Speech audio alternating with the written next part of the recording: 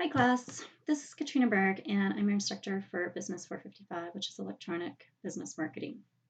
So I wanted to go over some key points and components for this week and let's get started. So for just a basic overview, marketing is the promotion and sale of a product or service to the consumer.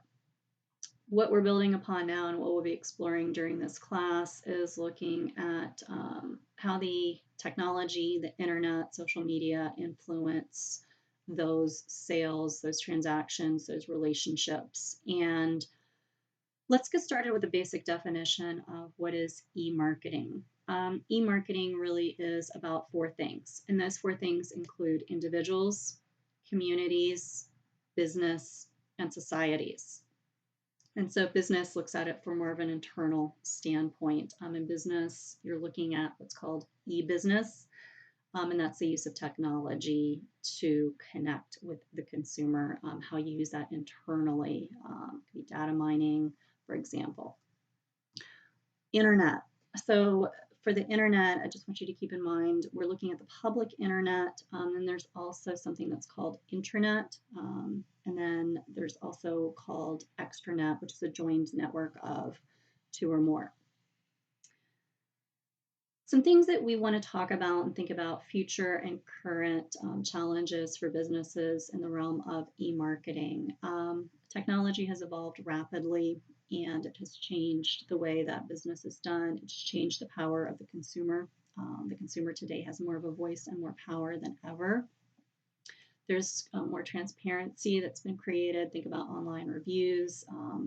A company that product or service doesn't deliver, that's probably going to be posted online in a review. Or even if they do deliver, that also is going to be posted. So you've probably done some research yourself, looking at either a Google review, maybe looking at a Yelp review, or even the company's online review site, depending upon what that product or service is. There's also online communities and trusts, so how you purchase, how you refer. You may ask a friend for a referral online, and that hasn't happened before in the past. So this has also created what's called social value. So for example, if you post on Instagram some clothing or something and then link that back to the company site, those Instagram profiles that have created a greater online community, an active online community, brands become aware of that and then ask them to become brand ambassadors because they connect to a greater online community that that company wants to reach. We're also looking at different generations in the market today. So each generation is different in what they grew up with. So the way that they would connect with the consumer, businesses would connect with the consumer, is different. So depending upon what your generational target is as a company, you may be using e-marketing a little bit differently. Artificial intelligence, security, connection speeds, these are also factors and challenges as we look forward towards e-marketing, how that evolves and continues to evolve. An example of a company today that has changed throughout the marketplace and adapted is Amazon. They actually started back in 1995, and then they continue to be very adept at trying out new concepts and ideas, really listening to the consumer, providing feedback in the marketplace or allowing feedback in the marketplace. And today, to where Kohl's and Amazon have even teamed up to where you can go into certain Kohl's locations, they're just rolling this out and return an Amazon product. This is a new and innovative partnership. Again, just an example of how the evolution continues to happen in business overall and e-marketing. Strategy planning. Let's move on to how you can plan ahead, strategically think about what you want to do in the marketplace. Strategic planning is really about developing and maintaining a fit between your goals and capabilities and how they evolve in the ever-changing marketplace. You want to stay on target. You want to know what resources you have to remain on target. And then if you need to make changes, how do you make those changes?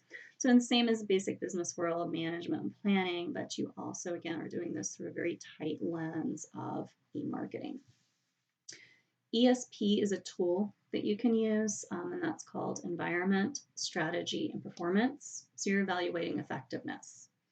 If you want more information on that, look at your books, reach out to me, or look at your slides. E-marketing versus e-business in strategy. E-marketing capitalizes on information technology, whereas e-business is looking at your resources, looking at your objectives to create competitive advantages. So that's what you do best, competitive advantage.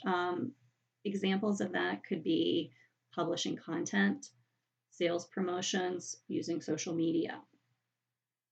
The Balance Scorecard is another example of a tool that you can use to measure performance. You're looking at it from the customer perspective, you're looking at it internally, you're looking at learning and growth, and you're also looking at the financial performance. Again, for more information, look at your books, look online. If you have questions, feel free to reach out to me. E-marketing plan.